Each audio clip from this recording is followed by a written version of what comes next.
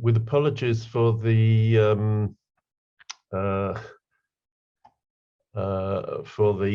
delay in starting, I would like to welcome everybody to this workshop. It's part of a 4-day global conference, Shifting Narratives on Public Spending, which is organised by University College of London and the University of Greenwich, in partnership with 3 other universities, 2 global union confederations, and international NGOs connected with social movements around the world. This particular workshop has been organised for the conference through the KPTU and is being held in Korean, and it's about what is happening in South Korea. But it is of global interest for 2 reasons. Firstly, because the conference is intended to focus on and encourage collaboration between researchers, unions, and social movements, and Korea is an excellent example of where this has happened. Secondly, because the workshop shows systematic attempts to contest the hostile narratives about the public sector which are being promoted by the newly elected government, and therefore is a very precise arena for contesting exactly the issues the conference is about, the shifting of narratives about public services and public spending. The interpretation is available, as I say, it's in Korean, so English speakers like myself will be clicking the globe button at the bottom of our screens and selecting English as the interpretation channel for language. Other languages are listed, but they're not unfortunately available for this particular workshop. So you can listen in Korean or in English through interpretation. For now, everybody's muted. Everybody's encouraged to use the chat throughout the workshop. The facilitator, to whom I'll hand over in a moment, will manage all the speakers and invite questions and comments. Please raise your hand and you'll be unmuted and invited to speak when the facilitator calls you in. The workshop will end promptly at 1840 Seoul time, which is 10:40 UK time. And I now hand over to Lee Jae-hoon, Secretary of Research at KPTU PPIP, who will facilitate the workshop. So over to you, Jae-hoon. 네, 잘 들리시나요? Can you hear me? 예, Yes, very well, thank you. 예, 감사합니다.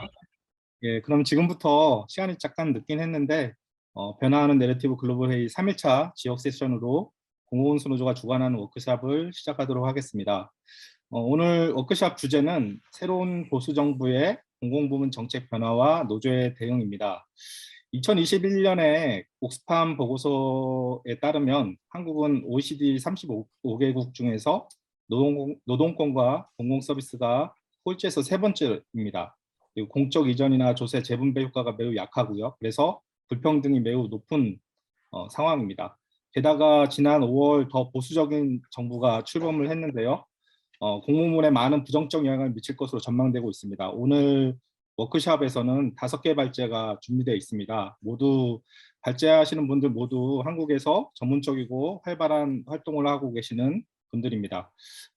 공지 드린 것처럼 발표는 한 분당 12분이고요. 그리고 이후에 일정이 있기 때문에 발표 시간을 준수해 주시기를 부탁을 드립니다.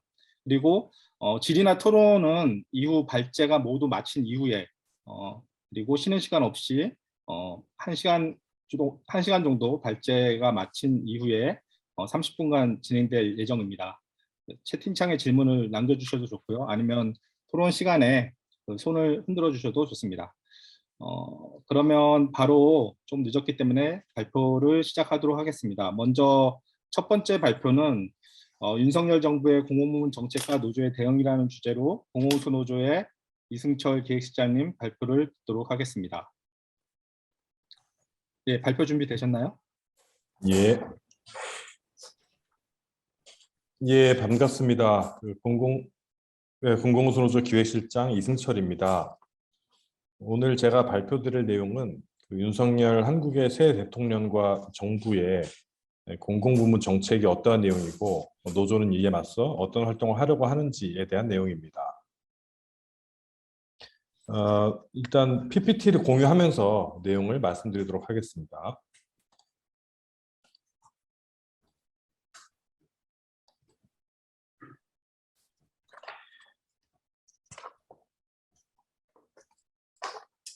예, 윤석열 새 정부가 취임한 것이 지난 5월 10일이었습니다. 몇 차례 새로운 정부가 어떤 방향의 국정을 운영할지 자료를 통해서 제출을 하고 있는데요. 그 중에서 윤석열 새 정부의 색깔을 가장 잘 드러내는 내용은 바로 지난 5월 3일 발표됐던 110대 국정과제라고 할 수 있습니다. 윤석열 정부는 이 내용을 통해서 이른바 시장주의 국정기조를 전면에 내거는 것을 분명히 했는데요. 이 내용이 가장 잘 드러나는 영역은 단연 민영화 추진 계획이라고 할 수 있을 것 같습니다.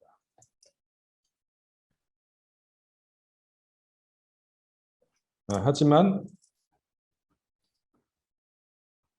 민영화 추진 이외에도 다른 노동계약이나 또 재정정책 관련된 후퇴의 내용들도 있는데요.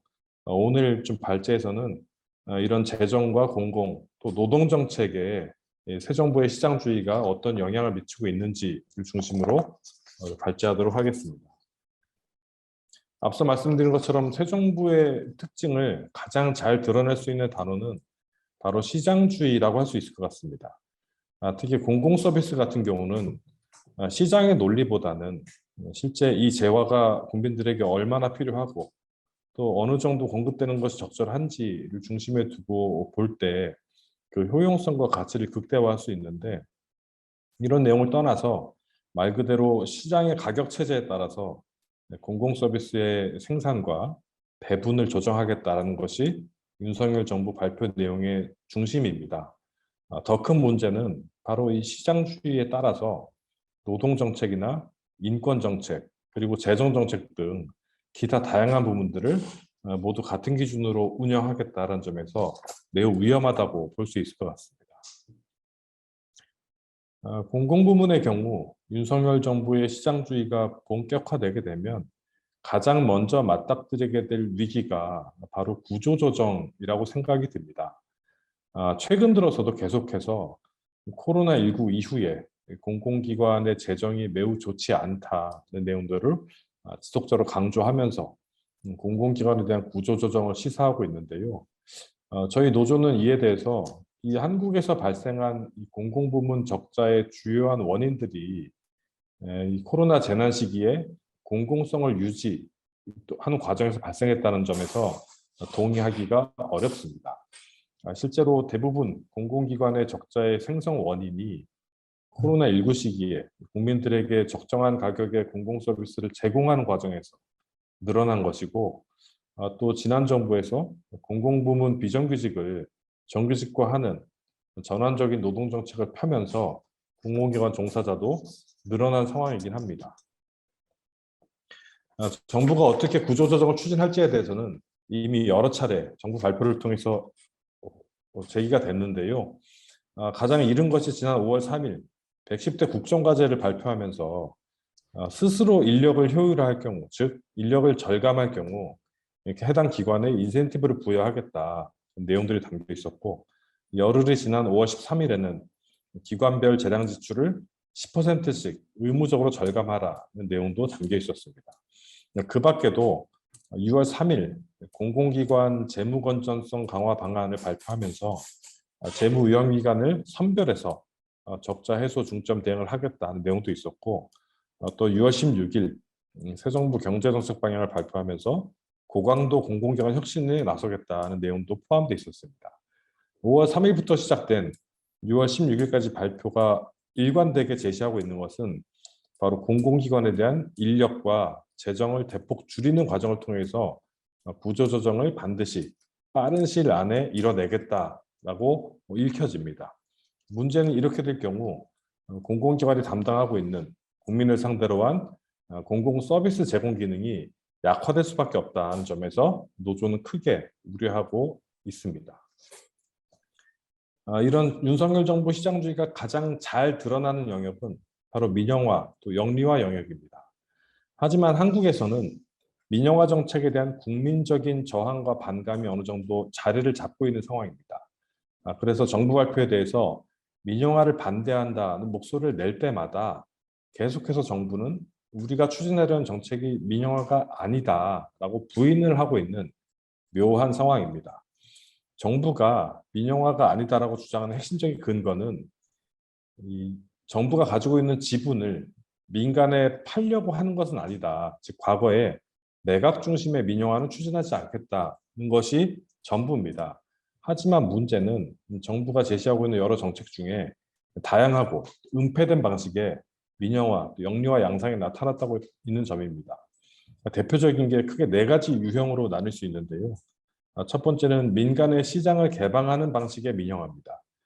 현재 한국전력이라는 전력 관련 공기업이 독점하고 있는 전기 판매 시장을 민간에 개방해서 민간과 함께 전기 판매 시장의 경쟁을 유도하도록 하는 정책이 이미 발표가 됐고요. 또 그동안 공공서비스가 담당해오던 이 공공서비스의 공급을 민간이 대체하도록 하는 내용들도 많이 포함되어 있습니다.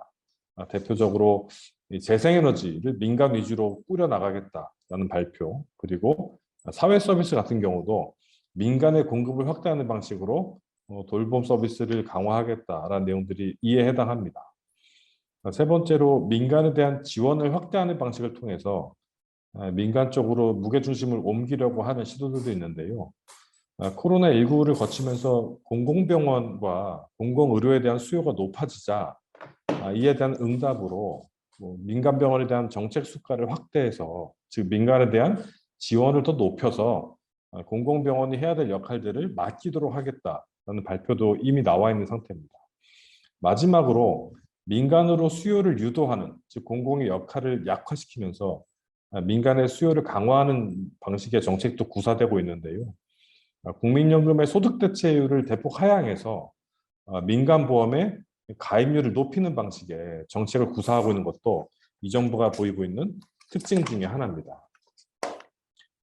민영화 정책 이외에도 새 정부는 노동정책 여러 부문에서 시장주의의 내용들을 내보이고 있습니다. 대표적인 게 임금체계 문제인데요.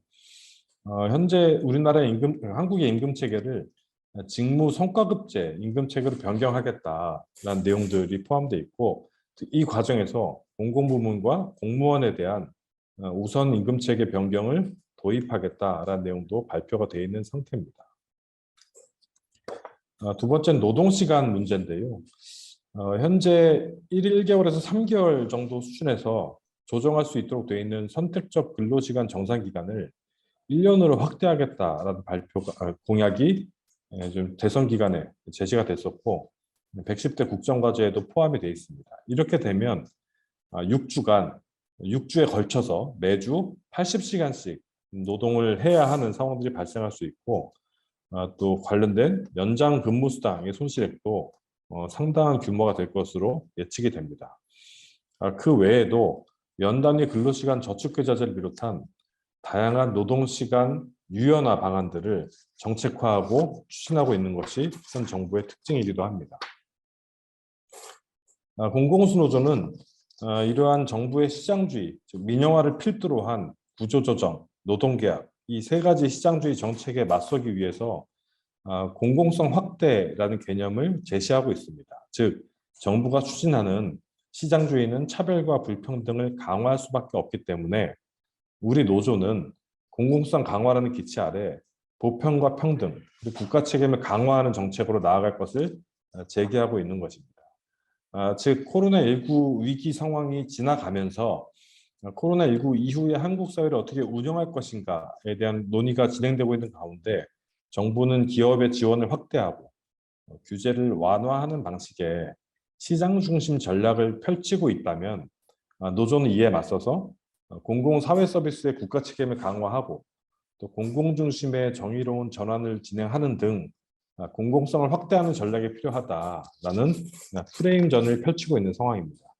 즉 정부의 시장주의에 맞서 민주노조가 주장하는 공공호수노조가 주장하는 공공성 확대 전략을 펼치기 위해서 올 한 해에 걸친 주요한 사업들을 준비하고 있습니다. 대표적으로 지난 5월 새 정부의 국정과제 발표 시기에 맞춰서 인수위에 대응하는 투쟁들을 3월 9일부터 5월 9일까지 쭉 펼쳐왔습니다. 이어서 6월 지방선거 시기를 거쳐서 본격적인 정부의 개혁 정책이 실행되는 단계인 7월을 맞이해서 7월 2일 좀 대규모 도심 집회를 준비를 하고 있고요. 이어서 하반기에는 정기국회 시기를 맞아서 사회공공성 예산과 입법을 쟁취하기 위한 총파업 투쟁을 준비하고 있는 상황입니다. 특히 7월 2일 총괄계 투쟁의 경우는 공공수로 조합원 25만 명 중에 약 10% 이상이 참여하는 규모 있는 도심 집회를 열자는 목표를 가지고 준비되고 있고요. 사회공공성 확대와 노동기본권 쟁취, 그리고 구조조정, 민영화 분쇄, 또 비정규직 철폐 등을 주요한 요구로 내걸고 조직하고 있습니다. 7월에 주목하는 이유는 바로 이 7월이 새 정부로서는 본격적인 개혁 정책에 돌입하는 시기이기 때문이기도 합니다. 5월 국정과제 발표를 통해서 개혁의 방향을 드러냈다면 6월 한국에서의 지방선거를 통해서 집권 여당이 압승하면서 개혁의 동력이 확인되고 확보됐다는 자평을 하고 있는 상황입니다. 따라서 이 7월 본격적인 개혁 드라이브가 시작되는 시기에 맞춰 앞으로의 5년 임기 동안의 투쟁의 첫 라운드 성격을 갖는 싸움이 좀 준비되고 있고, 비단 저희 공공호수노조뿐만 아니라 민주노총 차원에서도 불평등 체제 교체를 위한 투쟁을 7월 2일 같은 날 예고하고 있기도 합니다. 7월 1일 투쟁 이후의 하반기에는 크게 3가지의 저지과제와 2가지의 쟁취과제를 중심으로 싸움을 가져나갈 계획입니다. 먼저 당면한 저지과제로는 민영화와 구조조정, 그리고 임금체계 개혁으로 상징되는 노동개혁, 이 3가지를 3대 저지과제로 제시하고 있습니다. 민영화, 구조조정, 노동개혁 저지투쟁을 바탕으로 정기국회 시기를 맞아서 공공성과 노동권 관련된 다양한 예산과 입법 요구들을 망라해서 노조 차원의 공동투쟁을 펼쳐내겠다라는 것이고요. 그 내용 속에는 공공서비스의 민영화 금지 관련된 법 제정이라든지 기후위기 시대 공공중심의 정의로운 전환이라든지 또 공공필수서비스의 국가 책임을 강화하기 위한 예산 확보라는 등의 내용들이 함께 담겨 있을 것 같습니다. 지금까지 말씀드린 공공호수로의 주요한 쟁점과 또 투쟁 과제들은 결국 시장주의에 맞선 국가 운영 원리로서의 공공성과 국가 책임을 확대하는 과정이라고 볼 수 있을 것 같습니다. 한국에서의 투쟁이 승리하고 시장주의 기조에 맞선 승전보를 울릴 수 있도록 각국에서도 관심을 좀 가져주시기 부탁드리겠습니다. 마치겠습니다. 예, 이승철 계시장의 발표 뭐 하시고 싶은 말이 많으실 텐데 시간에 맞춰서 잘 발표해 주셨고요. 아마 이제 공공부문의 새 정부 들어서 공공부문이 어떠한 정책 변화를 예상하는지 그리고 노조가 어떻게 대응하는지 좀 총론적인 성격의 발표를 해주셨던 것 같습니다.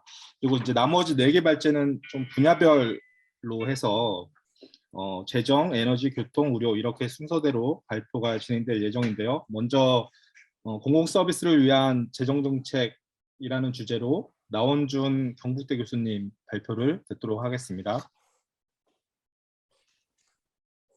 Hi everyone. I think I don't really need English translation, so can you please listen to me and can you change my status into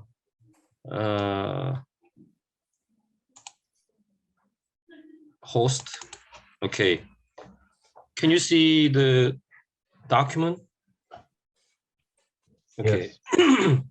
Today I'm gonna talk about the fiscal policy to ensure universal public services in Korea. I am a professor of economics at Gyeongguk National University, and mostly I teach macroeconomics and public finance, labor economics. Today, it is my honor to work together with KPTU, which is one of the most representative trade unions in Korea.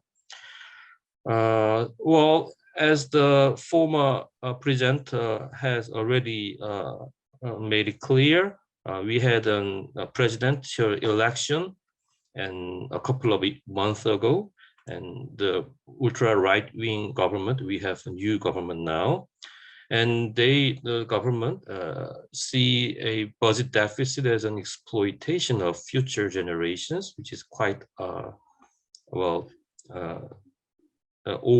saying from the neoliberal economics. And they also try to introduce some kind of a fiscal rules of a strict Maastricht type. And they also attempt to privatize the public sector through various detouring ways. But in fact, the public finance in Korea is in a very sound position.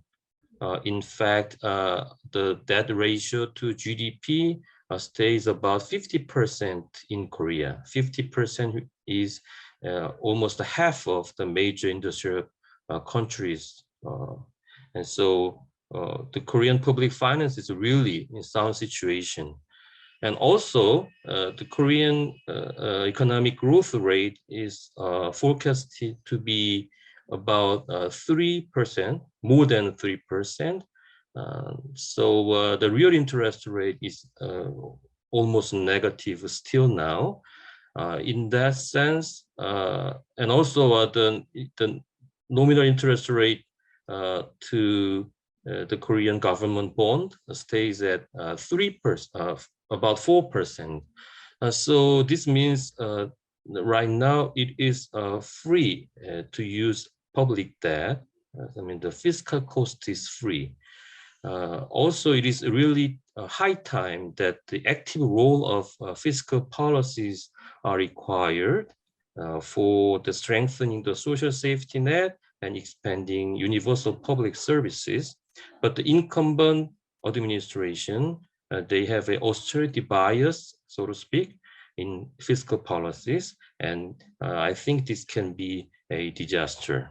So let me first speak about their, the philosophy, economic philosophy of the newly elected conservative government. They are saying about a small government theory, and they contrast the evil state with the good private market. But as you know, the market is not of a nature that naturally arises without the help of the state. Markets have been created, organized, and managed by centralized power, such as the state. And since the decline of Keynesianism and the rise of neoliberalism, this dichotomy between state and market has solidified, I think. And the newly elected government in Korea is eager to defend the market fundamentalism, and they deny the public responsibility of the state based on this dichotomy between state and market. And so they are showing a strong orientation toward sound public finance and privatization, and we can call it austerity, I think.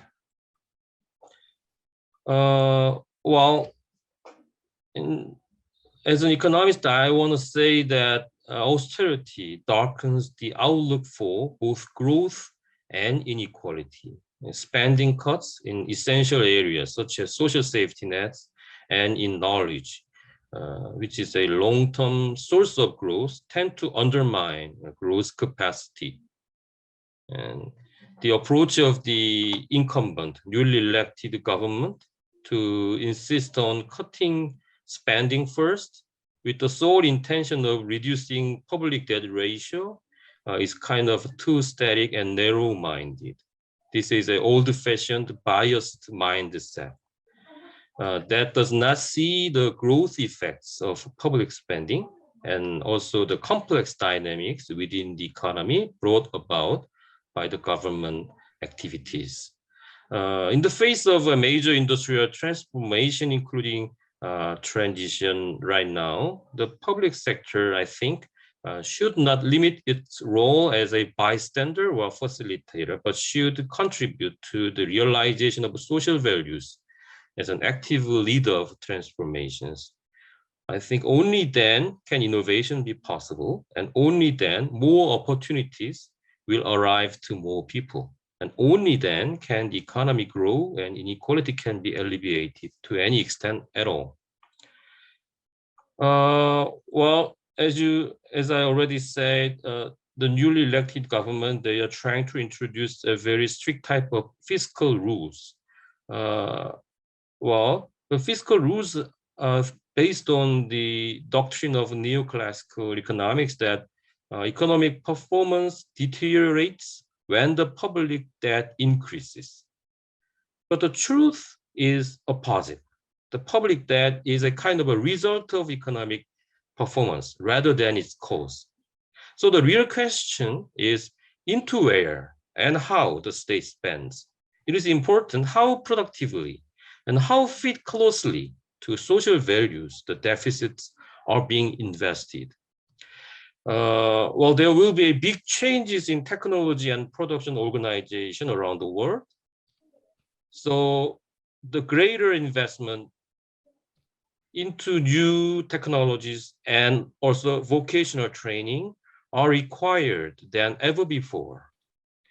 Also, in Korea, since the employment safety nets and welfare system are too weak, it should be significantly strengthened.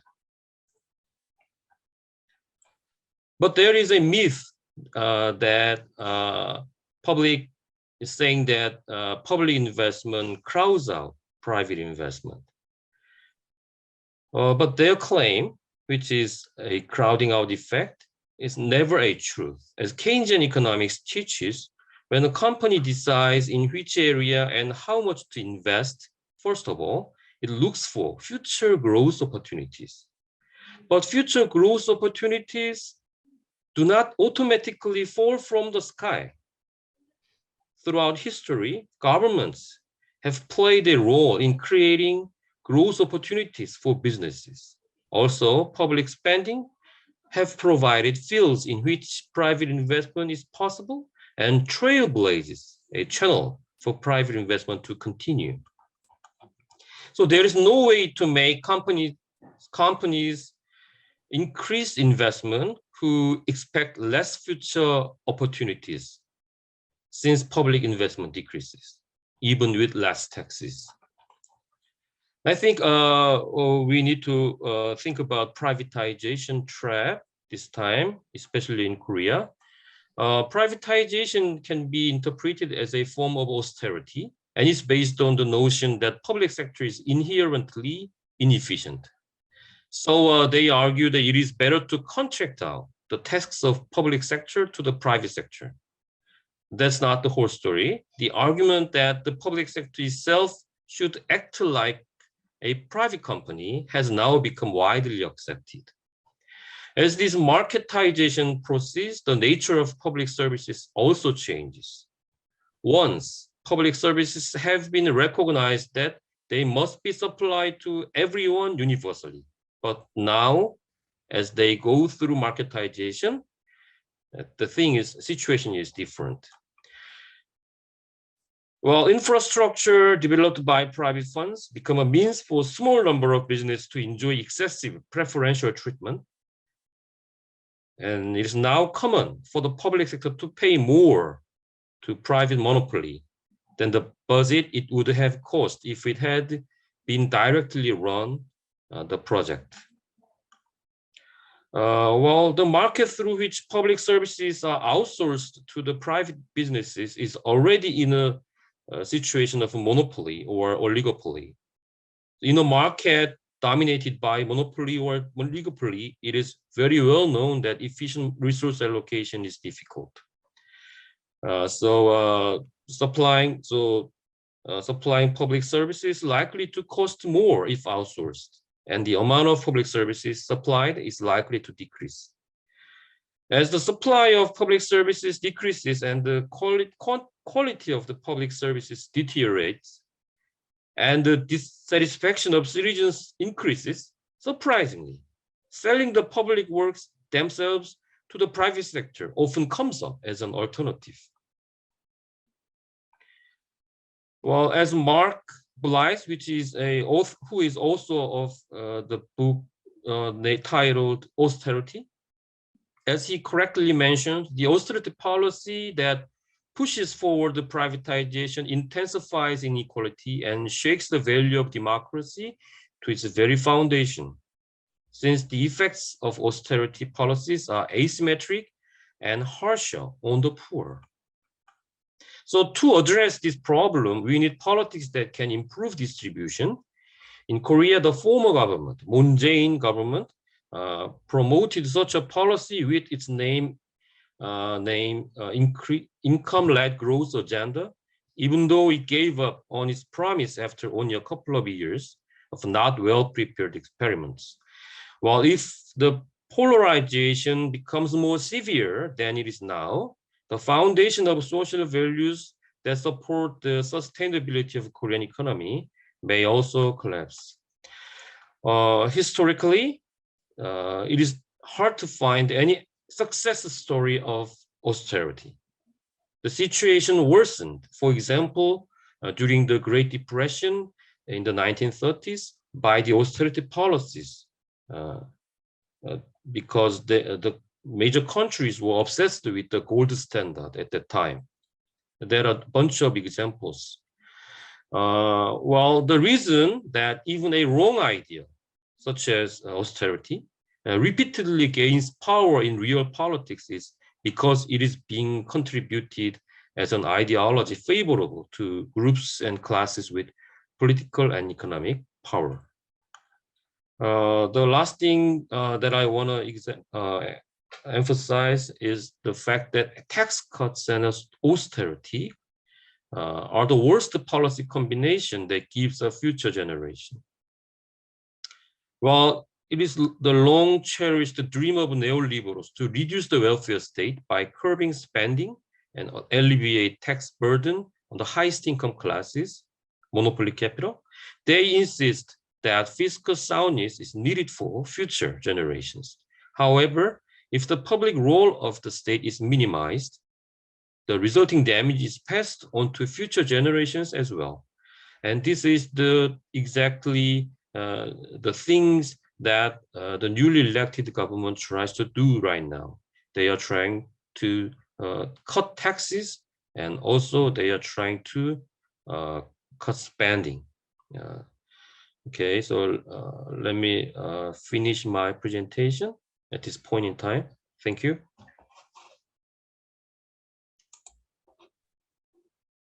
네, 나은중 교수님 발표 감사합니다. 새 정부가 작은 정부 표방하면서 긴축 정책을 추진하고 있는데 경제학자의 입장에서 관점에서 그것이 뭐가 문제인지 조목조목 잘 비판을 해주셨습니다. 지금 현재 저희 방에 40분 가깝게 지금 참여하고 계신데요. 뒤늦게 참여하신 분들을 위해서 잠깐 안내드리면 저희가 발표 끝난 다음에 질문이나 토론 시간이 따로 있을 예정입니다. 그때 궁금한 거나 아니면 논의할 내용들 말씀해 주시면 좋을 것 같고요. 이제 3개 발표가 아직 남았는데요. 그 이후에 저희 아시아 세션이 계속 저희 끝난 다음에 진행될 예정이어서 발표자분들은 시간 한번 다시 준수해 주시기를 당부드리겠습니다. 그러면 이어서 에너지 정책 관련돼서 구준모 에너지 노동사회 네트워크 기획실장님 모시고 발표 들어보도록 하겠습니다.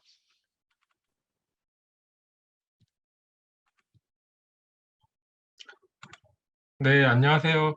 저는 한국의 에너지 민영화 문제와 거기에 대한 공공적 대안에 대해서 말씀드리도록 하겠습니다.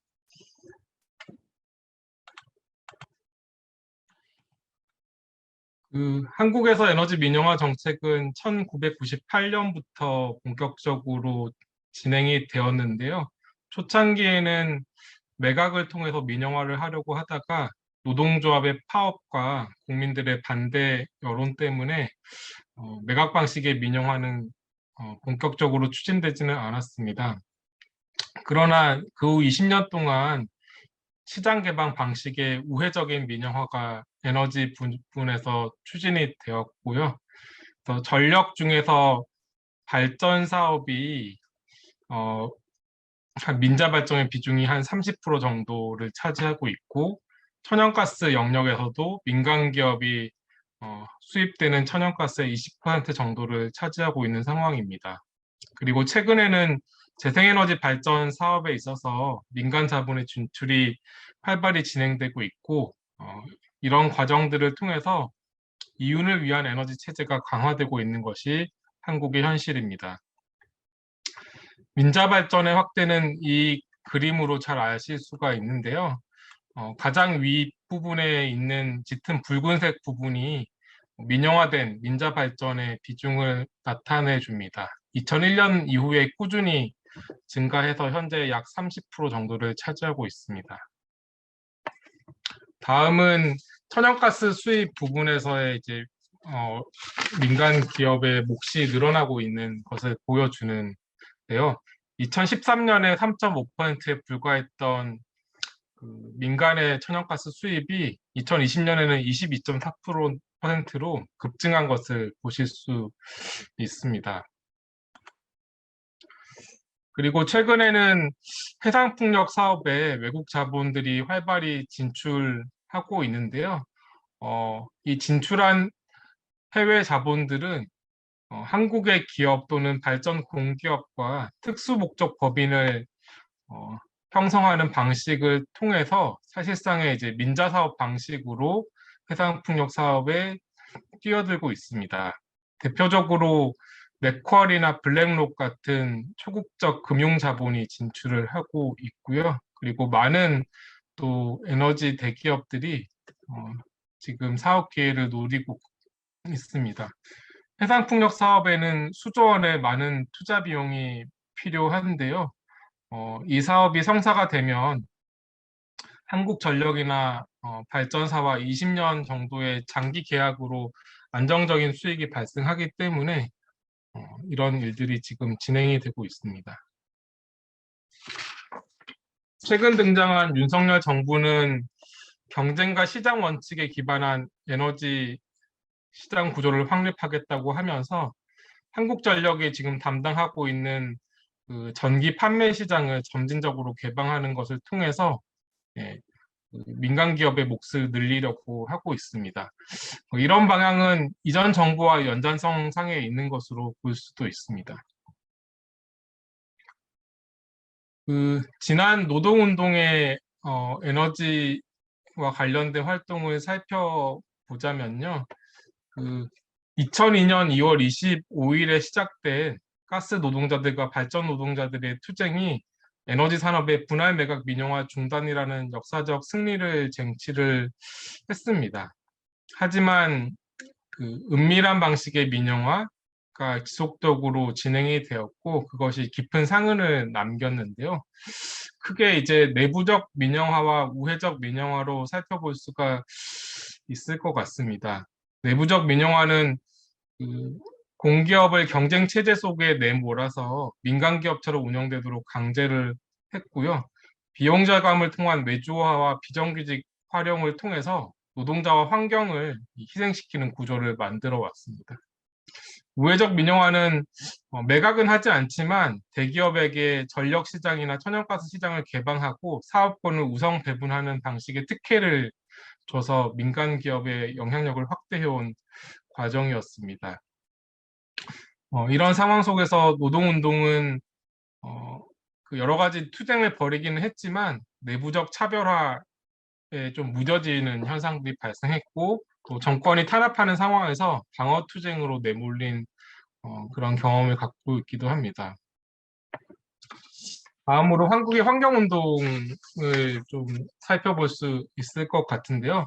환경운동은 지난 20년간 에너지 문제에 대해서 탈핵이나 석탄 발전소 폐쇄 중심으로 접근을 해왔습니다. 후쿠시마 핵발전소 사고나 지진 그리고 그 박근혜 대통령 촛불 등을 통해서 탈핵 여론이 고조되었지만 지난 정부에서 이 탈핵 운동의 어떤 성과나 요구들이 굴절되는 경험들을 했었고요. 최근에는 그 미세먼지 문제나 기후 문제가 부각하면서 탈석탄 운동이 활발히 진행되었지만 또 한편으로는 이제 민자 발전 형식으로 진행되던 신규 석탄 발전소 건설을 중단시키지는 못했습니다.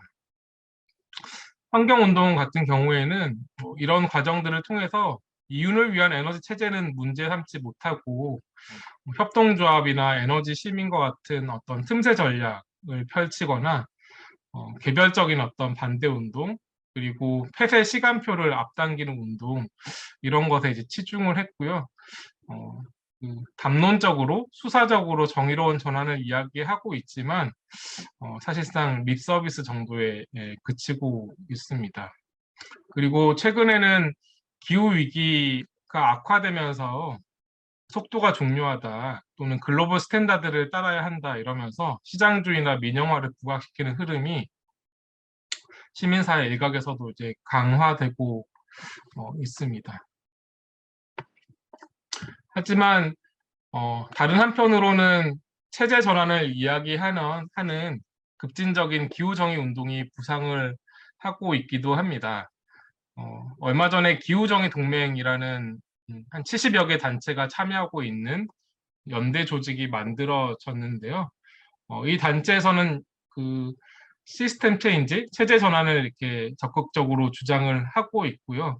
기존 환경운동의 시장주의나 전문가주의를 비판하면서 에너지 전환이 공공적이고 민주적이고 그리고 생태적인 방향으로 진행되어야 한다라고 주장을 하고 있습니다.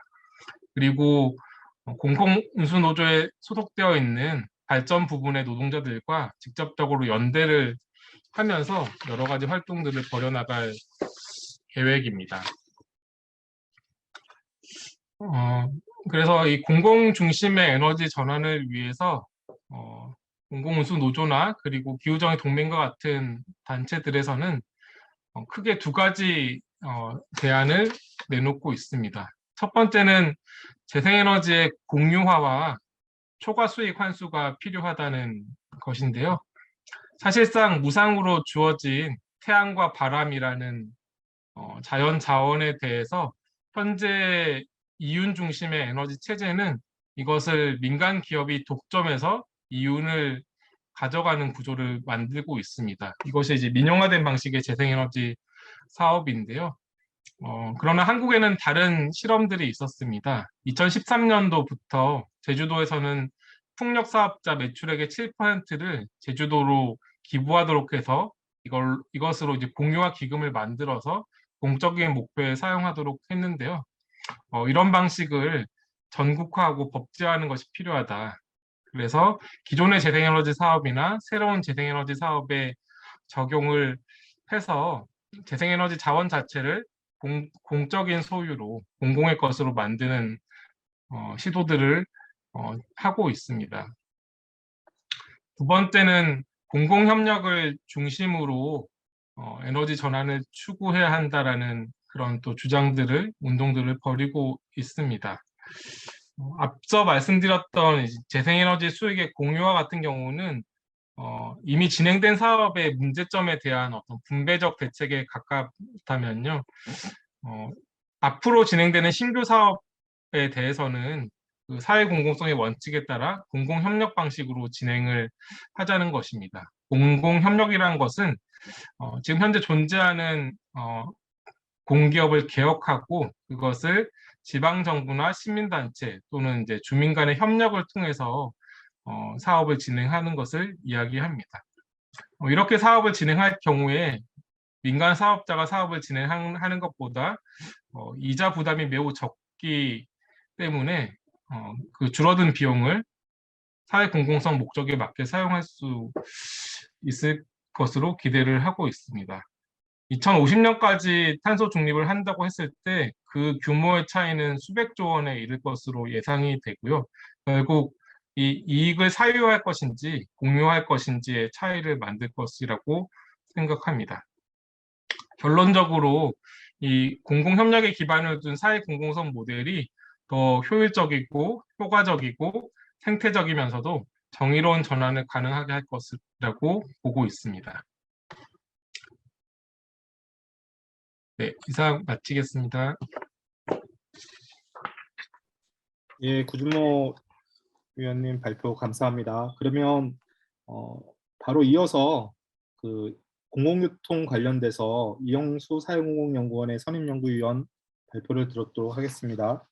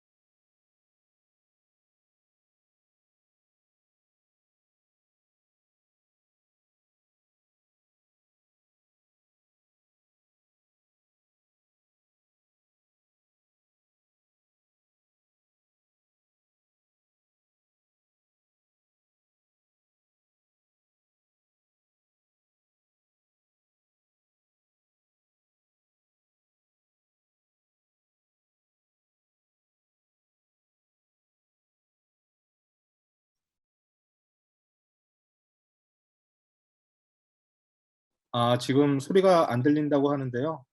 아, 이영수님, 예, 들리시나요, 이제? 들리시나요? 예, 예.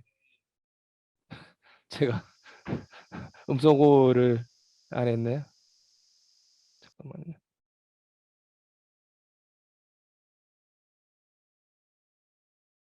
예. 네, 처음부터 죄송합니다. 네, 좀 그 한국은 이제 대중교통이 이 소유 측면에서 공용으로 많이 운영이 되고 있기는 합니다. 하지만 이제 코로나19 이후로 부각된 이동권 보장과 기후위기 대응에는 한계가 있습니다. 그래서 이러한 대중교통을 이제 공공교통으로 전환해야 하며 이를 위해서는 이제 거버넌스, 재정, 운영 부분에서 좀 공공성 강화 원칙을 제시하는 게 이제 본 발표의 이제 목적입니다. 그러니까 기존의 대중교통으로서는 소유 측면에서 공용으로 운영이 되고 있긴 하지만 기존의 대중교통 체계로는 지역의 이동권과 이제 기후위기 문제에 대응하기 어렵다는 것을 이제 지적하고 있습니다. 그래서 이 목차는 이제 그 내용들을 설명하고 있고요. 그리고 이 소개에서는 간단하게 대중교통과 이제 공공교통의 차이를 설명을 하고 있습니다. 그러니까 기본적으로 이제 지하철과 버스 등은 이제 운영 비용은 이제 고정이 되어 있는데 대도시 중심으로 많이 운영이 되고 있습니다. 이제 그 이유는 아무래도 사람들이 이제 밀집해 있고 많이 타기 때문에 대도시에서는 이제 그 고정된 운영 비용을 상쇄할 수 있는 우선 수입이 많이 발생을 합니다. 근데 상대적으로 좀 인구가 적고 밀집이 덜 돼 있는 이제 소도시나 동호천 지역은 그 손실이 더 커지기 때문에 대중교통 서비스가 축소되거나 제공이 좀 잘 안 되는 부분이 있습니다. 기본적으로 이런 차이가 있는데 그 대중교통은 이러한 차이점을 이제 그대로 인정을 하는 거죠. 그래서 효율성과 수익성 중심으로 운영이 되면 이런 지역 간 대중교통 서비스 격차는 더 확대되고 이러한 격차 확대가 기본적으로 기후위기 대응과 이제 온실가스 배출을 감축해야 되는 기후위기 대응과 교통 이동권 확대에 이제 한계가 있는 거죠. 그래서 이런 부분을 극복하기 이제 효율성과 수익성 중심의 대중교통을 그 이제 보편성, 형평성, 공공성 형태로 운영될 수 있는 공공교통으로 전환을 해야 된다. 이제 이 말씀 드릴 수 있을 것 같습니다. 그 근거를 여기서 제시하고 있는데요. 그림 2를 보시면 아래 그림이 1인당 교통 부분의 온실가스 배출량인데 다른 지역과 달리 서울, 그러니까 인구 1,000만 명이 모여 있고 대중교통 수송 분담률이 40%가 넘는 서울 같은 경우에는 오히려 1인당 배출량이 줄어들고 있는데 그 외의 지역들은 늘어나고 있고 특히나 그, 그 지역이 넓은 뭐 경기도, 강원도 이런 이제 인구가 밀집도가 떨어지고 지역이 넓은 지역 같은 경우 대중교통 수송 보험들이 많이 떨어지는 곳들은 1인당 교통 온실가스 배출량이 늘어나고 있습니다. 그러니까 대중교통 수송 분담량과 이 대중교통이 불편하기 때문에 상대적으로 자가용 이용이 늘어나고 그로 인해서 이제 온실가스 배출이 늘어나기 때문에 대중교통 수송 부담률의 문제와 이제 기후 위기 대응 문제가 연관돼 있다는 것을 이제 알 수가 있습니다. 이거 넘어가고요. 그리고 이거는 이제 국토부의 2019년도 조사인데 우리나라의 교통 소외 지역이 어느 정도 되는지 대중교통 현황 조사를 한 겁니다. 여기 보면 아주 느슨한 이 기준이었지만 전체적으로 우리나라 한 40% 정도 지역에서 대중교통 소외 지역이 발생하고 있고 특히나 이제 농어촌이나 소도시 지역가 더 심하다는 것을 보여주고 있습니다. 그래서 전국적으로 우리나라에서 대중교통 소외 지역이 발생하고 있고 이것은 곧바로 이동권의 이제 격차로 좀 연결될 수 있을 것 같습니다.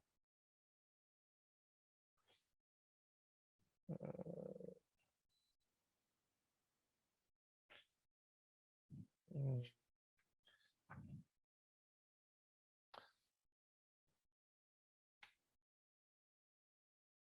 넘어가고요. 그러면 저 공공성을 아까도 이제 말씀을 드리면 그러니까 기존의 대중교통으로는 이동권을 확대할 수 없고 그리고 기후 위기 대응도 어렵기 때문에 이제 형평성과 공공성을 확대할 수 있는 그러니까 효율성과 수익성을 지역을 넘어서서 운영할 수 있는 공공교통으로 전환해야지만 이러한 기후 위기가 이동권의 대응이 좀 쉽게 된다는 부분을 좀 말씀드릴 수 있을 것 같습니다. 그러면 그럼 이 공공교통을 확대하기 위해서 아까 얘기했던 거버넌스 재정 운영에서의 어떤 원칙을 좀 얘기해야 될지 좀 말씀드리면 첫 번째는 거버넌스 문제인데요. 여기에 보시면 이제 우리나라 같은 경우에는 이제 국가교통위원회라는 데가 있는데 한국에는 이제 국가교통위원회에서 이 우리나라의 교통 계획들을 다 좀 이제 심의를 하는데 이제 이쪽이 국가교통위에서 심의를 하는데 좀 이 관료나 전문가 중심으로 운영이 되고 있고 그리고 또 제가 조사한 바로는 10년 동안 서면 심의만 하면서 제대로 심의를 하지 않았습니다. 그 결과 대중교통 기본 계획을 발표했었는데 오히려 전 차의 기본 계획의 대중교통 수송 부담률보다 오히려 낮게 설정하는 그러한 문제점을 내고 있습니다. 그러니까 뭐 여러 가지 성별이라든지 지역이라든지 소득 수준이라든지 뭐 자동차 소유 의무에 따라서 이 다양한 이용 행가자들이 참여하지 못하기 때문에 이제 그러한 결과를 내고 있는 것 같고요. 그래서 실제로 교통 거버넌스 제대로 작동하고 있지 않고요. 그리고 그 다음에는 이제 이제 재정 문제인데 우리나라 같은 경우에는 이제 운임 회수율 그러니까 전체 운영 비용에서 운임으로 커버하는 비용이 상당히 높습니다. 그리고 이 비율이 높기 때문에 아까도 얘기했지만 이제 대도시 중심으로 운영이 될 수밖에 없는 거죠. 그래서 이런 부분을 많이 하기 위해서는 정부의 이제 재정 투입이 좀 적절하게 이루어져야 되는데 우리나라 같은 경우에는 중앙정부에서는 건설을 책임지고 지방정부가 운영을 담당하고 있고 운영 비용의 지원이 없고 그리고 그 운영 비용 지원조차도 운송기관에 전가되는 형태를 발생하고 있습니다. 그렇기 때문에 이런 부분들을 좀 개선하기 위해서는 이제 중앙정부의 재정적 지원이 필요하고 더 나아가서는 좀 다양한 부분의 이제 교통 이 전용 재원이 확보가 되어야 될 것 같습니다.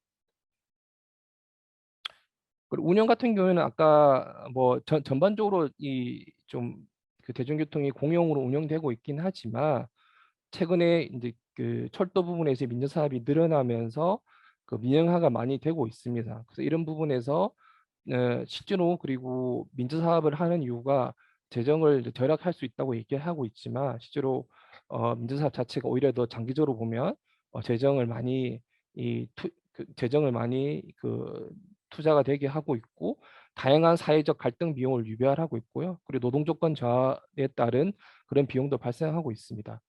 그리고 최근에 이제 벌어졌던 게 버스 민영제 같은 경우에는 코로나19 이후에 수익이 감소하니까 그 노선을 폐선한다든지 운영을 정지하면서 그 비용을 이제 시민들에게 전가했지만 그 공적 소유로 운영되고 있는 철도 같은 경우에는 그 손실을 운영기관이 떠안았습니다. 그래서 이렇게 볼 때 공적 소유는 상당히 그 공공성 확대에서 중요하다 이렇게 말씀드릴 수 있을 것 같습니다. 그 재정 같은 경우에는 그래서 좀 더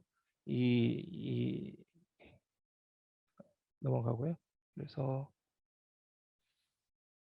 네,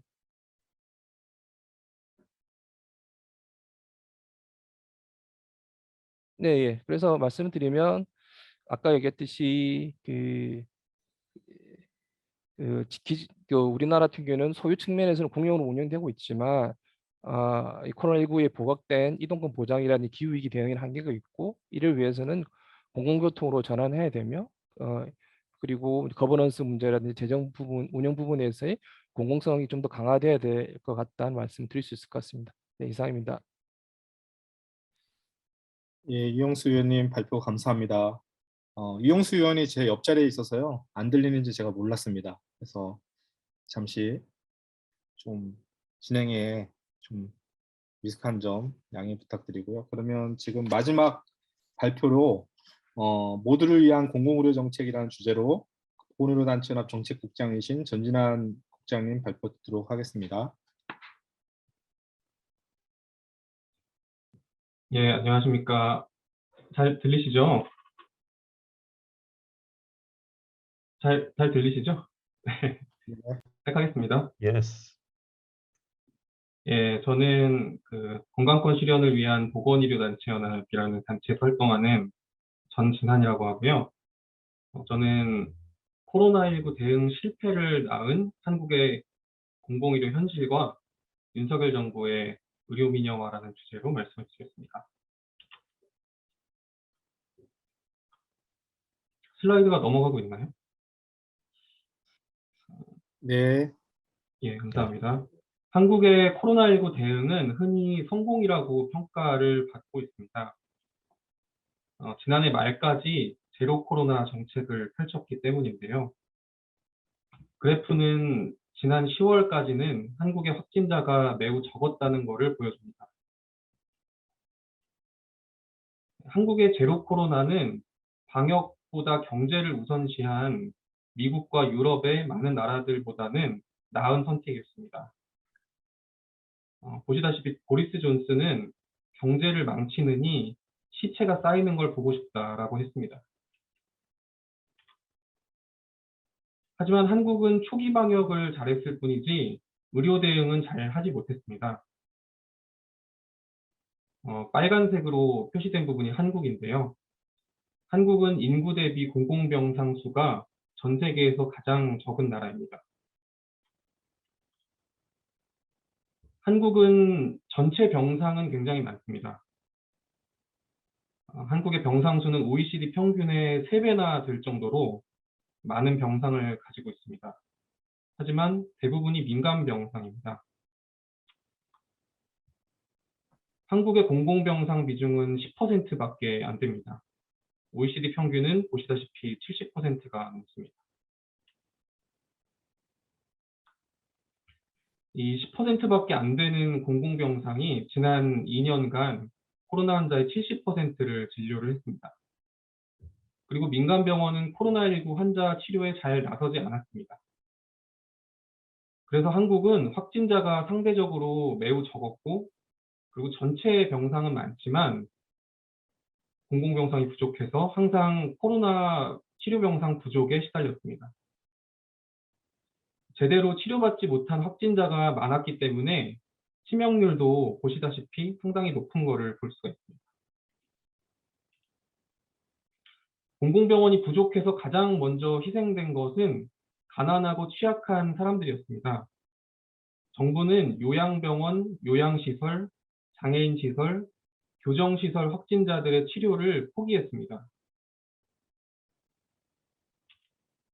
한국의 민간병원은 평소에도 저소득층과 약자들을 진료를 하지를 않아 왔습니다.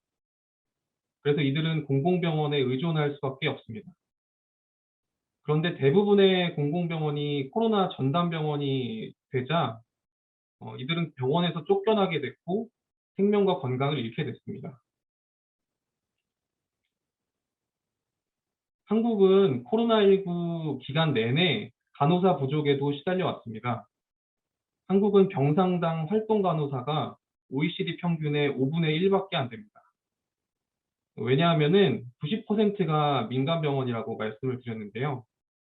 병원들이 인건비를 아끼려고 간호사를 최대한 적게 고용하기 때문입니다. 이런 열악한 공공의료를 가진 한국이 지난해 말부터는 제로 코로나를 포기했습니다. 한국의 서민들이 제로 코로나 정책을 견디지 못했기 때문에 일어난 일입니다. 왜냐하면은 한국 정부가 이동 제한을 강제하기만 할 뿐이었지 재정 지원이나 제도적 지원을 전혀 하지 않았기 때문입니다. 이 그래프에서 보시는 것처럼 한국은 코로나19를 대응하는 재정 지출을 주요 선진국들보다 굉장히 적게 했습니다. 제로 코로나 정책을 시행했던 나라들에 비해서는 굉장히 적게 했다고 할 수가 있습니다. 따라서 노동자 서민들에게 고통을 강요했던 한국의 방역은 결과적으로 끝내 성공이 되지 못했습니다. 공공의료가 취약한 한국에서는 제로 코로나를 포기하자마자 의료체계가 2주도 버티지를 못했습니다. 코로나 환자뿐만 아니라 코로나가 아닌 환자들도 심폐소생술이나 응급수술도 제대로 받지를 못했습니다. 그래서 이 기간 동안에 한국의 치명률은 영국, 프랑스, 독일, 이탈리아 같은 나라들보다 최대 5배까지도 높았습니다. 올해 초에 오미크론 유행 때는 더 큰 비극이 발생을 했습니다. 그래프에서 보시는 것처럼 한국의 초과 사망자 수가 다른 나라들을 압도하는 것을 보실 수가 있습니다. 이것은 신자유주의적인 방역과 신자유주의 의료 시스템이 맞물려서 낳은 결과라고 할 수가 있습니다. 한국은 코로나19 치료비도 개인이 엄청나게 부담을 해야 됩니다. 거의 무상의료 시스템을 갖고 있는 영국이나 유럽이나 캐나다에 계신 청중들이 듣기에는 굉장히 황당하게 들릴 수도 있을 것 같습니다. 한국에서는 짧은 격리 기간 동안에만 정부가 지원을 하고 그것이 종료되면 위중증 환자는 코로나 환자가 수천만 원의 치료비를 부담을 해야 됩니다. 한국은 건강보험 보장성이 굉장히 낮기 때문에 그렇습니다. 이것은 대부분의 병원이 민간병원인 것과 아주 깊은 관계가 있습니다. 한국의 재난적 의료비 지출은 미국보다도 많은 수준이라는 것을 그래프는 보여주고 있습니다. 영국을 비롯한 유럽 나라들도 지난 수십 년간 긴축 때문에 병상을 줄여서 코로나 대응에 어려움을 겪었습니다. 유럽도 평소에 민간병원이 필수 진료는 공공병원에 떠넘겨왔습니다. 그리고 코로나 대응도 민간병원은 제대로 하지 않았다고 알고 있습니다. 영국에서는 8,000개의 민간 병상이 13개월간 한 달에 4억 파운드를 지원받고도 코로나 환자의 0.08%만 치료했다고 합니다. 네, 한국에서도 마찬가지 일이 일어났는데요. 한국도 민간 병원이 정부로부터 2조 원을 지원받았지만 코로나 대응은 주로 공공병원이 했습니다. 만약에 이 돈을 민간 병원에 지원하지 않고 공공병원을 지었다면은 400병상짜리 공공병원 10개를 지을 수 있었을 것입니다. 이처럼 코로나19는 의료의 긴축과 민영화가 얼마나 치명적인지를 잘 보여줬다고 할 수가 있습니다. 팬데믹은 한국과 세계 곳곳에서 공공의료의 필요성을 제대로 증명을 했습니다. 이런 상황에서도 한국은 아주 노골적인 신자유주의 정권이 새로 들어서게 됐습니다. 사진은 윤석열 대통령이 후보 시절에 공공병원이 아니라 민간병원으로 충분하다라고 말하는 장면입니다. 윤석열 대통령은 오히려 민간병원을 더 지원하고 민간병원 늘리겠다라고 했습니다. 그나마 있는 얼마 되지 않는 지역의 공공병원들은 민간 대형병원 같은 곳들에 위탁하겠다라고 했습니다. 건강보험도 보장성이 아주 낮다고 말씀을 드렸는데 이 건강보험도 보장성 강화 정책을 포기하겠다라고 발표를 했습니다. 그러면서 선별적인 지원을 하겠다라고 발표했습니다. 윤석열 정부는 의료 민영화를 추구하고 있습니다. 아마 들으시는 분들께서는 이미 한국은 공공병원이 거의 없다고 말씀드렸는데 민영화라는 게 도대체 무슨 뜻인가라고 생각하실 수도 있을 것 같습니다. 하지만 한국에는 그래도 공공의료를 집행하고 있는 제도적 장치들이 있습니다.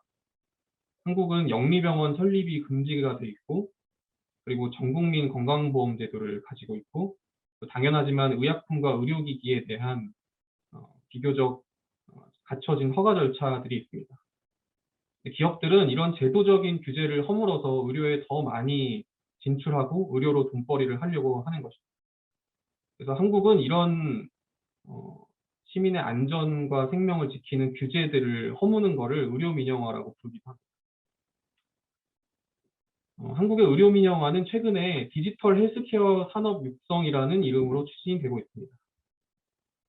한국의 네이버, 카카오 같은 그리고 삼성이나 LG나 SK 같은 디지털 기업들, 플랫폼 기업들은 의료 시스템을 장악을 하려고 하고 있습니다. 마치 미국에서 아마존을 필두로 해서 구글, 애플, 마이크로소프트가 그렇게 하듯이 말이죠. 영국도 바빌론 헬스 같은 영리 기업이 원격 의료를 하고 있다고 알고 있습니다. 이런 디지털 헬스케어는 민간 부문이 의료 시장에 더 진출하는 새로운 프레임이 되고 있습니다. 코로나19는 아직 끝나지 않았고 새로운 감염병 출현이 예고되고 있는 상황입니다.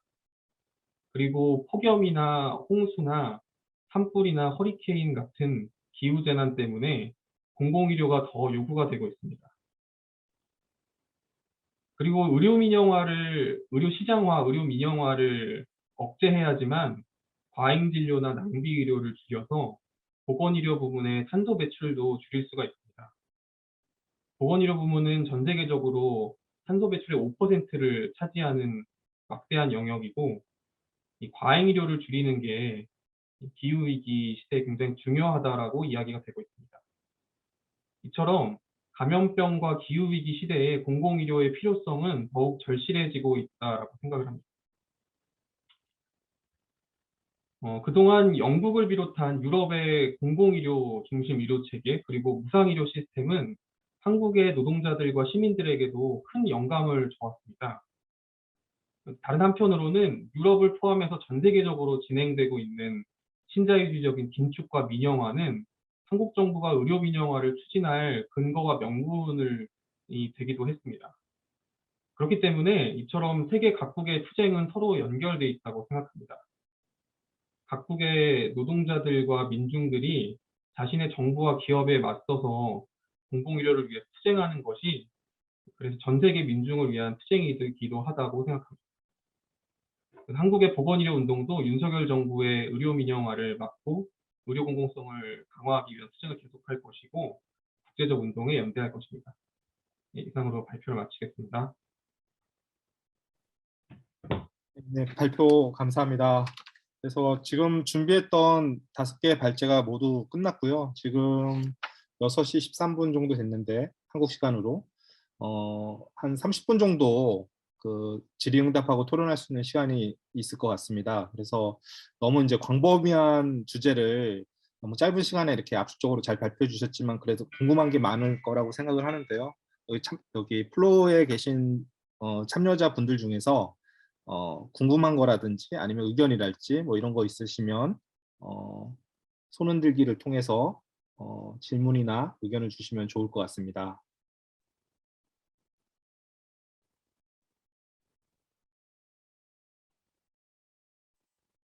워낙 주제가 범위가 많고 그래서 여기 채팅창에 보니까 PSI에서 활동하고 있는 산드라 동지가 한국에서 이제 에너지 민영화 관련된 발제 내용을 들으시고 남아공 상황이 유사하다. 그래서 흥미로운 발표 감사하다. 뭐 이렇게 채팅을 올려주셨는데요. 혹시 이 부분 관련해서 산드라 동지가 좀 더 추가적으로 하실 말씀이나 아니면 남아공 상황 관련돼서 좀 더 보태 주실 말씀 있으면 의견을 주시면 좋을 것 같다고 생각되는데요. 산드라 동지 혹시 어떠신가요?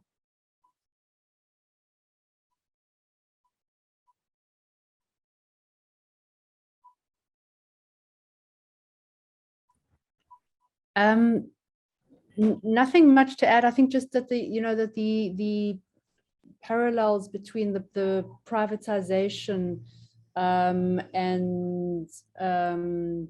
of the public utility between what is happening in South Korea and South Africa, the way they've gone through the process of privatizing is very similar.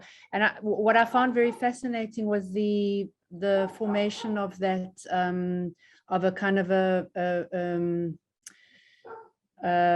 climate change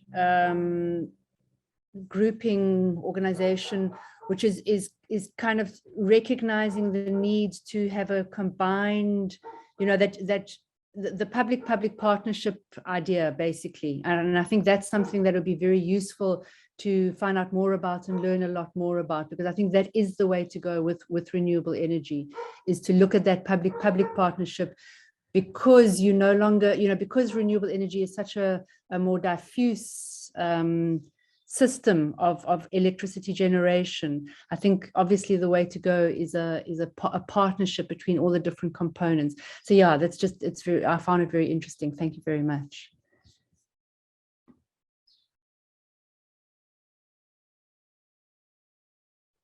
네, 감사합니다. 혹시 그 기후정의 연대 같은 경우는 노동과 시민사회가 기후위기에 공동으로 대응하는 연대체로 해서 이제 뭐 실천적으로 이제 발족하고 구체적인 행동에 이제 들어갈 예정이고, 또 이제 공공협력 모델이 이제 되게 좀 인상적이라고 말씀을 해주셨는데, 이거 관련해서 그 구준모 위원 좀 더 보탤 얘기라든지 기후정의 연대 활동 아니면 공공협력 관련돼서 좀 더 추가적으로 아까 못다한 얘기 해주실 게 있으시면 말씀해 주셔도 좋을 것 같습니다.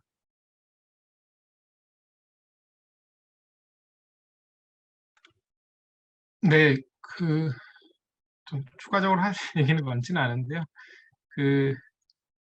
뭐 공공협력이라고 하는 것은 현재 민자 발전 방식의 재생에너지 사업에 대한 대안 모델로 제기가 된 것이고요.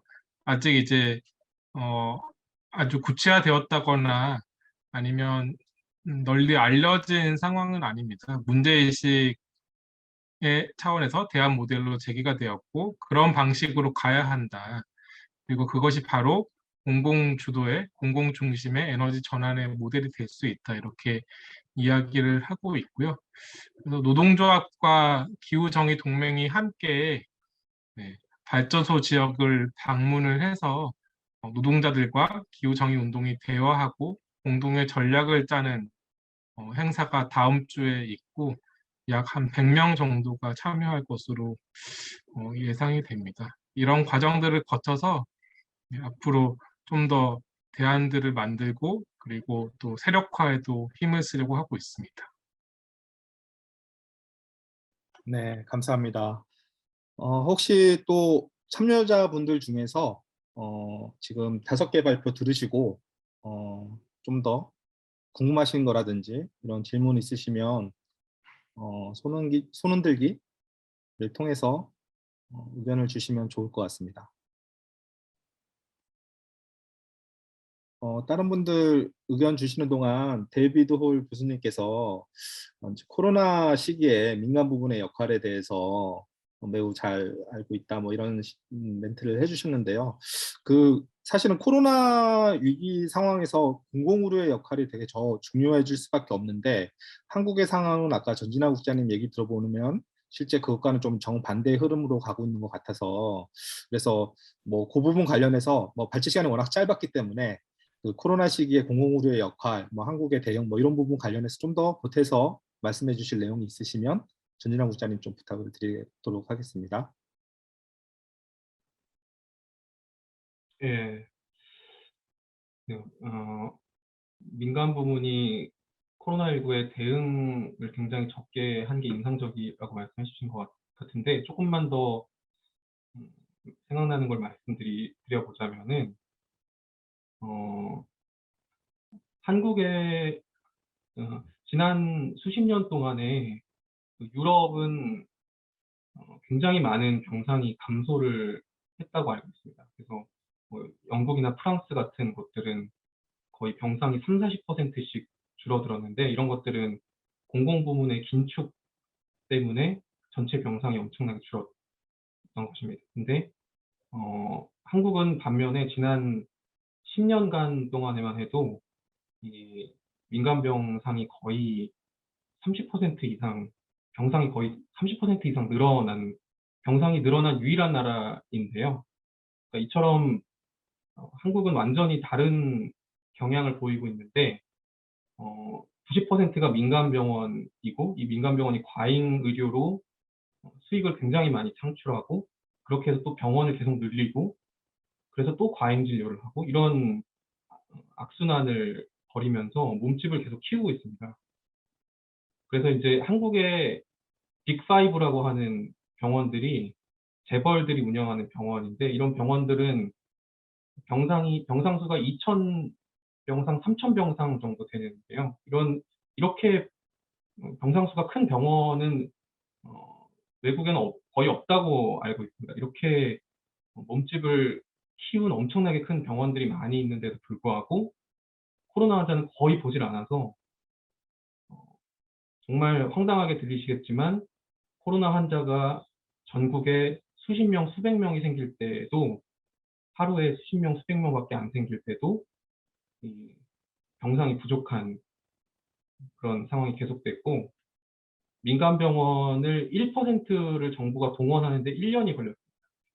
그 정도로 이 코로나19 같은 재난 그리고 앞으로 계속 닥쳐올 기후재난 상황에서 민간의 어떤 자원을 동원해서 이런 것들을 적응해서 살아남을 수 있다라고 하는 것은 굉장히 어렵다는 걸 보여줬고 그래서 이제 유럽이나 다른 국가에서도 의료 민영화를 막아내는 것들이 굉장히 중요하지 않을까라는 반면교사를 나쁜 선례를 한국이 보여줬다라는 생각이 듭니다. 네, 감사합니다. 영국의 NHS 같은 경우는 이제 공공보험 중심이라서 이제 은밀한 민영화 방식이 이제 논쟁이라고 하면 한국은 말씀하신 것처럼 워낙 이제 민간 중심의 공급 구조를 갖고 있는데 거기서 코로나 시기에도 오히려 민간의 역할을 활성화하는 그런 정책들이 새 정부 들어서도 진행되고 있다는 말씀이고요. 지금 참여자분 중에서 수잔도 손을 들으셨다고 해서 수잔 혹시 뭐 질문이나 의견 부탁드리겠습니다. Yes. Thank you. Yeah, a couple of comments. First of all, I thought the comment, I'm not quite sure who it was from, about the way the privatisation proceeds by stealth as soon as the labour movements and other movements turn their back on an issue was a really profound one. And I guess that the challenge coming out of this workshop is how do we stop that? I had a question about the response, which was to what extent in Korea, given the sort of limited social welfare system, do you see what Susan Soderberg, the Canadian political economist, called debt fare instead of welfare, using debt like microfinance and other forms of debt mechanisms instead of providing social support? And my other question was just a small one to Jinhan Jeon, sorry, I probably said that wrong inevitably, which was where was your wonderful graph about the catastrophic expenditures from, because I'm presenting on India a little bit later and I noticed that India was at the top of your chart and I just didn't write that down. Thank you.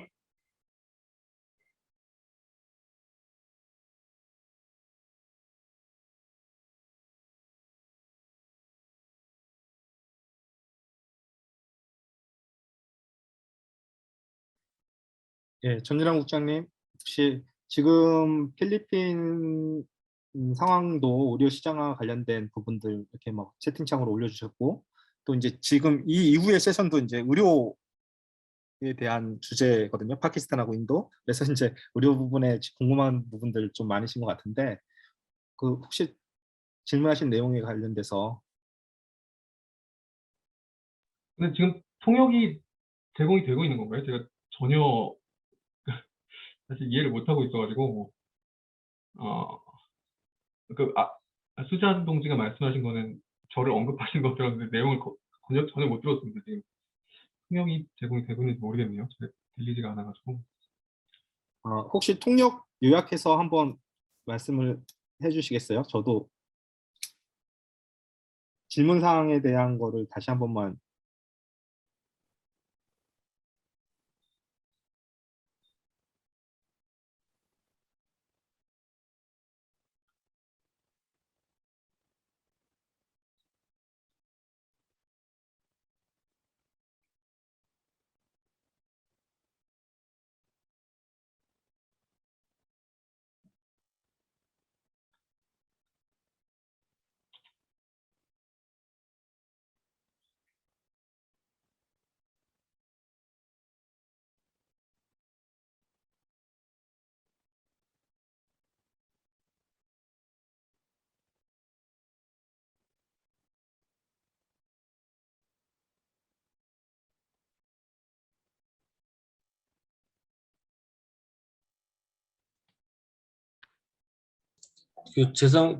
잠깐 제 의견 말씀드리면, 지금 질문하신 분께서요,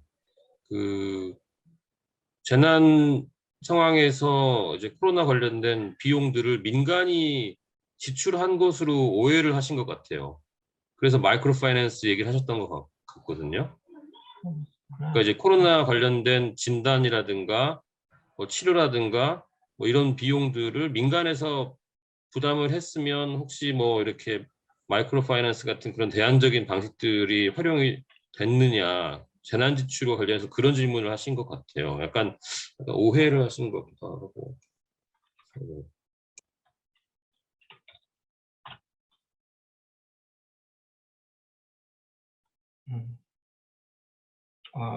예. 지금 제가 본 because elsewhere that expenditure normally refers to out-of-pocket private expenditures that you have to put on top to access services.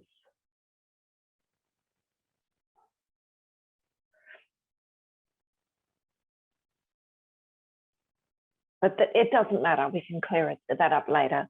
But then my more general question was then in terms of the social response.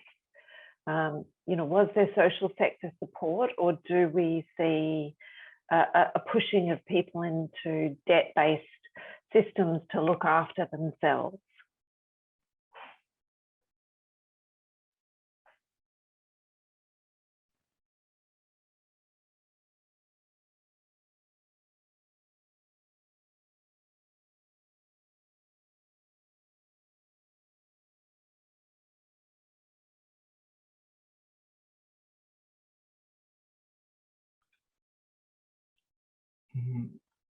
막간을 통해서 잠깐 말씀드리면은 수잔님께서 질문 주신 그 그래프 말씀하시는데요. 그래프는 그 OECD 그 헬스 데이터를 매년 요약해서 이렇게 이미지화해서 발표하는 그 헬스 에더 글랜스라고 하는 한눈에 보는 그 보건의료라는 문서가 있습니다. 근데 이게 지금 문서가 이 채팅창에 공유가 되지 않고 있는 시스템이네요. 그래서 공유를 해드리려고 했는데 실패했는데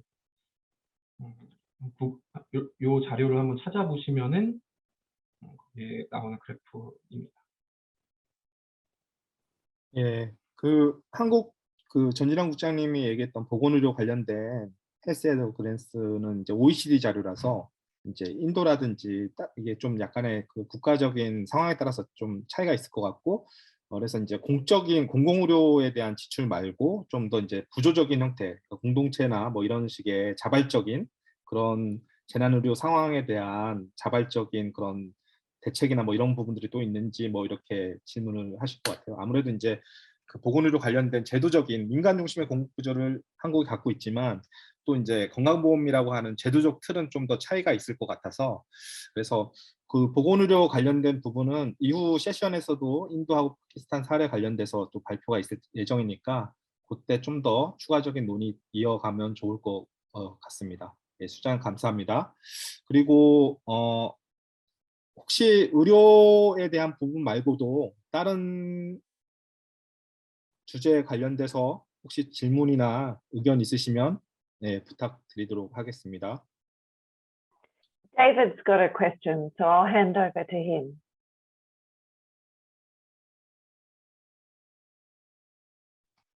Is that okay, Jahan?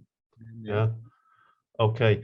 I was very interested in a number of things, including the analogies with the UK experience over COVID and private hospitals getting a lot of money from governments, but actually delivering very little in terms of COVID care,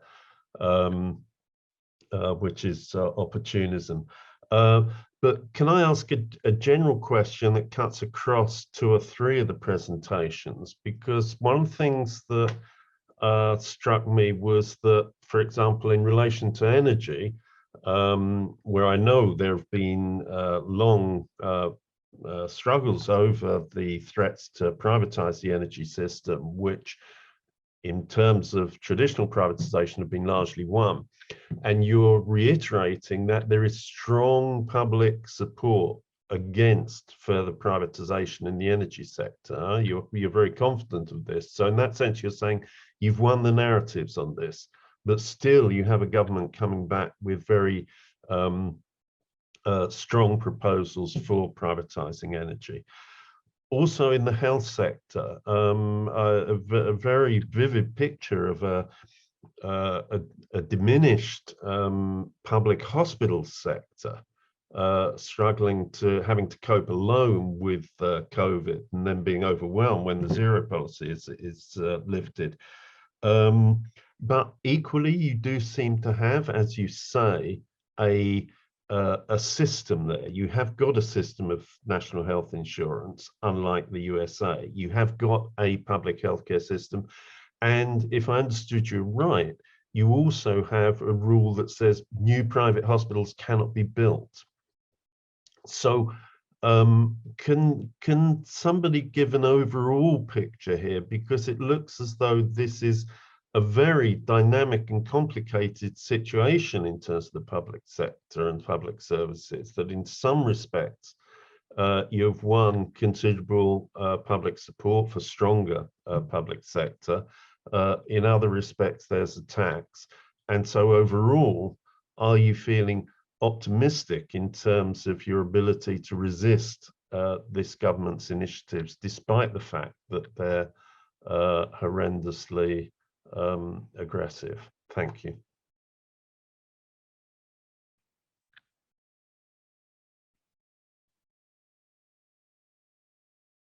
네, 이 질문은 이승철 기획실장님이 답변을 해주시고 다른 발제자분들이 좀 더 보태주시면 어떨까 싶은데요.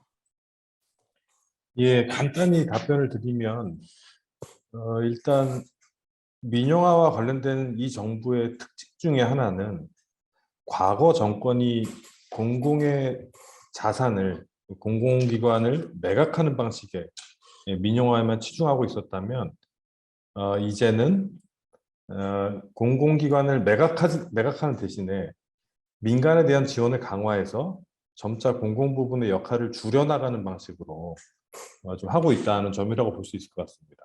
그래서 병원 같은 경우도 현재 있는 공공병원을 없애겠다는 발표는 하지 않지만 의료 재정을 공공이 아닌 민간에 투입하는 방식을 통해서 점점 민간 병원의 역할을 높이는 방식이라고 할 수 있고, 에너지도 마찬가지로 기존의 공공의 발전소들을 매각하거나 팔아치우는 방식이 아니라 이거는 자연스럽게 고사되고 퇴출되게 둔 채 새롭게 진입하는 재생에너지 시장을 민간 위주로 가져나가는 이런 전략이라고 보고 있거든요.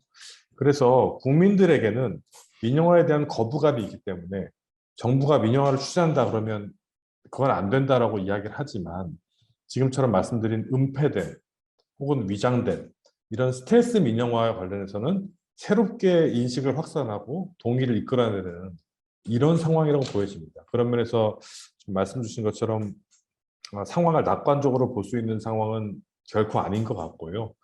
이런 은폐된 민영화, 스텔스 민영화의 개념들을 알려내고 국민적인 저항을 만들어내야 되는 이런 상황이라는 점에서 좀 저희도 주목을 하고 있는 상황입니다. 그래서 저는 오히려 코로나19 이후에 경제 위기가 오면서 이러한 긴축 재정이나 민영화를 비롯한 다양한 공공 부분의 역할을 축소하려고 하는 움직임들이 한국에서만 나타나는 것은 아닐 거다라는 생각이 있습니다. 그래서 좀 PSI나 혹은 좀 국제 노동조합의 연대를 통해서 이런 긴축 재정 또 민영화 움직임에 맞선 공동의 흐름들을 만들어내는 거 어떨까라는 고민도 함께 진행하고 있습니다. 이상입니다.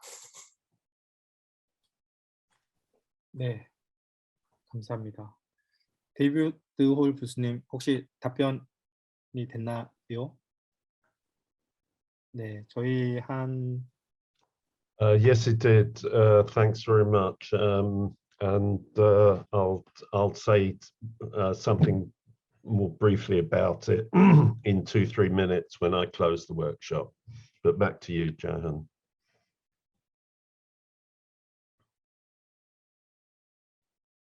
네, 지금 36분이고 저희가 질문 하나 정도 짧게 좀 시간 여유가 있을 것 같아요. 그래서 혹시 질문 있으신 분들 마지막 기회입니다. 네, 후회하지 마시고 혹시 질문 있으신 분들 손을 흔들어 주시기 바랍니다.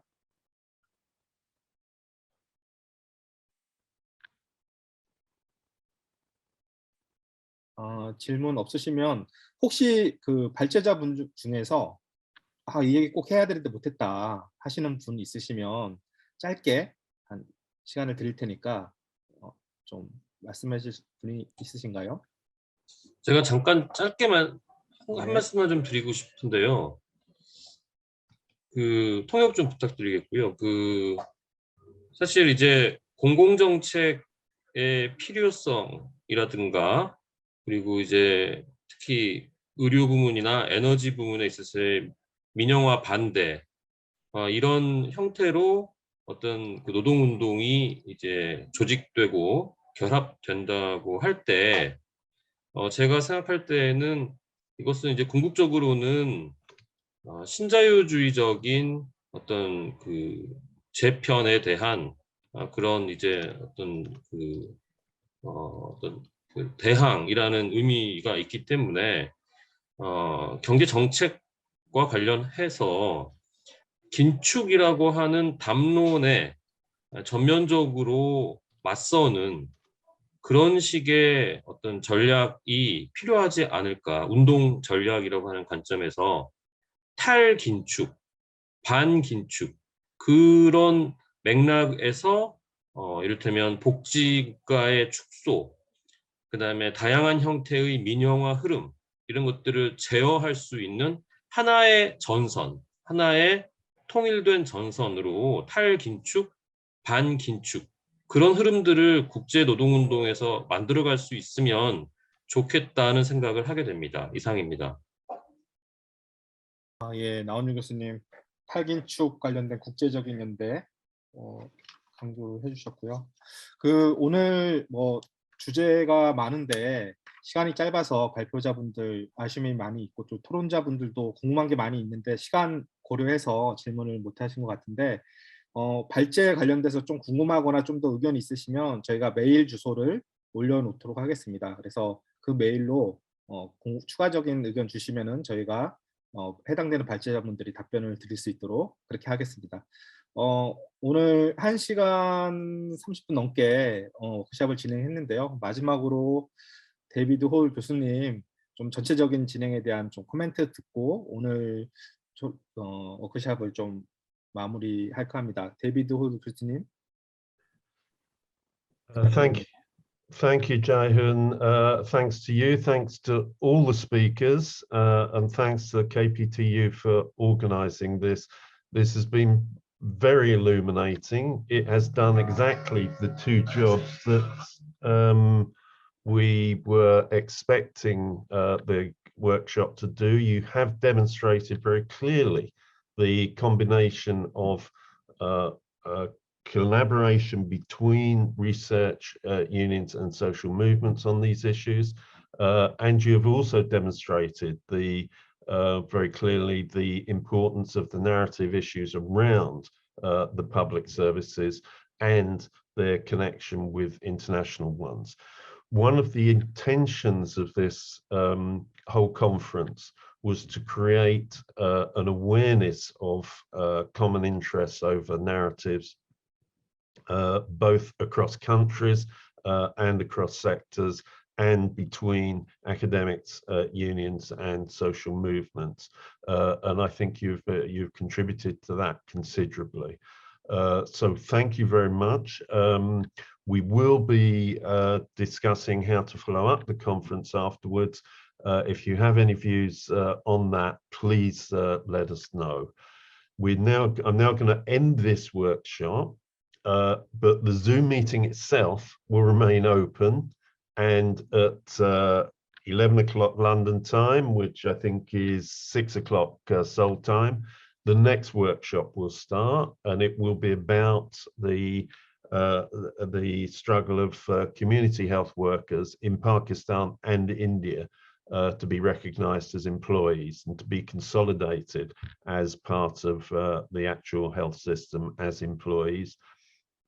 And that will be followed, as has been mentioned once or twice, by a further workshop focusing on the problems with private healthcare being promoted in India, which relates to some of the problems that you've raised as well. So thank you very much indeed. And Jae-Hoon, thank you very much for facilitating very efficiently. And as I say to all of the speakers, that was terrific. Thank you very much.